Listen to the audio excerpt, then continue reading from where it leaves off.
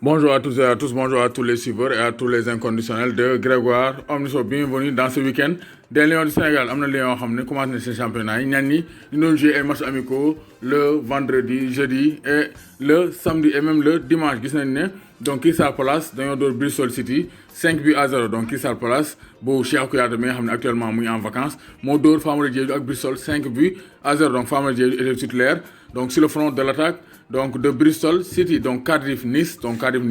Nice am na fa Sénégal Racing Coly était titulaire Racing Coly aussi moom foo mu defaat donc feu et flamme pour mën a ñëwaat équipe nationale du Sénégal parce que soxla nañ ko parce que on a besoin d'un latéral gauche de métier au poste de latéral gauche des Lions du Sénégal donc Racing Coly est titulaire de même que Malang Sarr franco-sénégalais donc Malang Sarr axe le jeu Racing Coly joué latéral gauche donc ce match s'est terminé par 1-0 donc pour les Anglais pour les Gallois de Cardiff donc Besiktas Eibar ñoom ñaar ñu doon joué le samedi 27 juillet donc Besiktas ak Eibar ñoo joué Eibar comment on fait Pape Kouli Diop le Mbourois Pape Kouli Diop il a joué toute la rencontre lui il est toujours titulaire avec le club basque d'Eibar donc Dijon-Reims ñoo tamit joué nañ Dijon donc Reims kan moo fa joué ban sénégalais mooy Boulaye Dia un attaquant franco-sénégalais de Reims donc Edouard Mendy donc moom il est en train de recouvrir de sa blessure mu ngi waaj a tanewaat kii di Dialy Kobal Ndiaye moom mu ngi ci équipe réserve donc benn sénégalais rek moo fa joué mooy Boulaye Dia donc Dijon-Reims moo ko dóor 3-1 donc Metz Amiens joué nañ aussi le samedi 27 juillet Ibrahima Niane moo égalisé donc face au but de Guano donc Ibrahima Niane a marqué donc face aux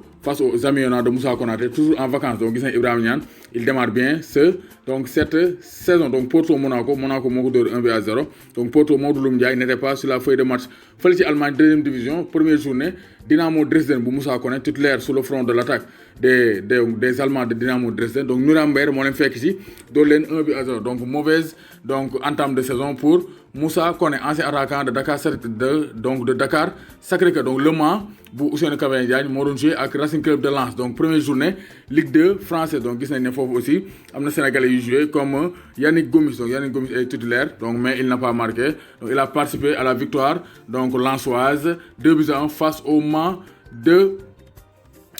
Ousseynou Cavani Diagne fële ca Belgique championnat bi démarré na donc Cercle Bruges ak Standard de Liège 2-0 pour Standard de Liège Jules Waregem bu Ibrahima Seck donc Mechelen moo leen fekk dóor leen 2-0 donc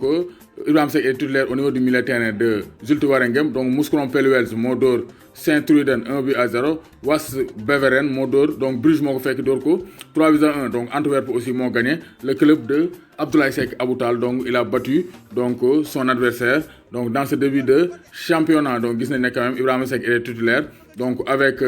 donc Zulte Waregem mais il a été battu donc première journée bi gis nañ ne Bruges mu ngi ci kaw Antwerp mu ngi ci kaw bu Abdoulaye Seck donc Standard de Liège Genk Mouscron Pelluels donc gis nañ ne la première division belge est bien lancée donc Cologne aussi Bologne ñoo doon joué donc Bologne kan moo fa ne mooy Ibrahima Mbaye donc Ibrahima Mbaye était titulaire match amical la woon le vendredi 26 juillet donc Cologne bu allemand yi ñoo dóor donc Bologne 3-1 avec la titularisation de Ibrahima Mbaye qui est sorti à la mi-temps donc Leipzig Rennes joué nañ donc Rennes donc Diafra Sakho était sur le banc donc il n'a pas joué donc Leipzig Rennes ñu doon joué vendredi 26 juillet donc